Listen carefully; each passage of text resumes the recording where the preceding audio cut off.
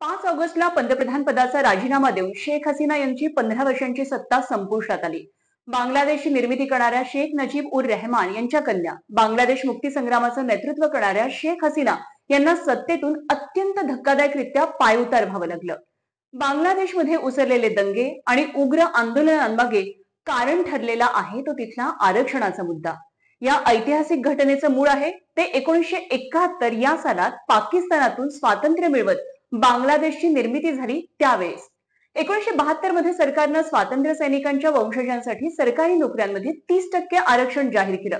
प्रश्न असा आहे की आरक्षण 1972 मध्ये दिलं तर त्याचा विरोध आता का होतोय? खरं तर 1972 मध्ये दिलेलं आरक्षण 2018 मध्ये सरकारनं संपुष्टात आणलं होतं. मात्र जून महिन्यात उच्च न्यायालयात दाखल केलेल्या याचिकांनंतर आरक्षण व्यवस्था बंद करणं हे अवैध आहे असं म्हणत पुन्हा एकदा आरक्षण प्रणालीच्या बाजूने निर्णय दिला. तर 21 जुलैला सर्वोच्च न्यायालयानं सर्व सरकारी नोकऱ्यांमध्ये पुन्हा आरक्षण लागू केलं. मात्र आरक्षणाची मर्यादा कमी करण्यात आली. 30%वरचं आरक्षण कमी करून ते 5% करण्यात आलं.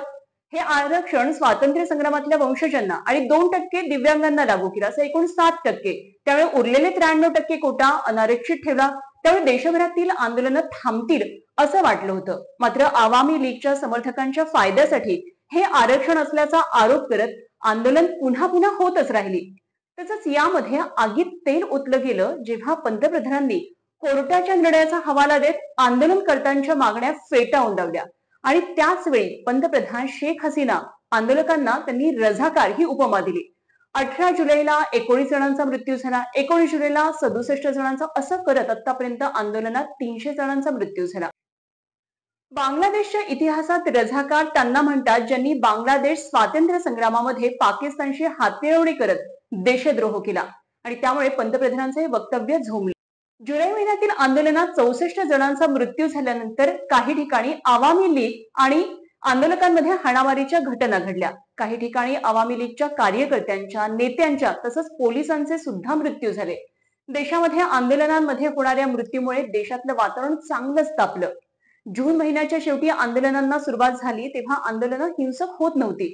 मात्र जेव्हा हजारो नागरिक रस्त्यावर उतरू लागले त्यावेळी आंदोलनांनी उग्र स्वरूप धारण केलं. 15 जुलैला ढाका विश्वविद्यालयाच्या विद्यार्थी आणि आवामी लीग कार्यकर्त्यांमध्ये धुमश्चक्री झाली. जुलै महिन्यातल्या आंदोलनामध्ये 64 विद्यार्थ्यांचा मृत्यू झाला. देशामध्ये आंदोलन आणखी उग्र रूप घेऊ लागलं. या हिंसक आंदोलनांमध्ये आतापर्यंत 300 जणांचा बळी गेलाय. आणि या आंदोलनाची आग इतकी भडकली की पंतप्रधान शेख हसीना यांना अखेर पायउतार होण्याशिवाय काही पर्यायच राहिला नाही. काही ठिकाणी आवामी लीगच्या कार्यकर्त्यांचे, नेत्यांचे, पोलिसांचे मृत्यू झाले. देशामध्ये आंदोलनांमध्ये होणाऱ्या मृत्यूमुळे वातावरण चांगलंच तापलं.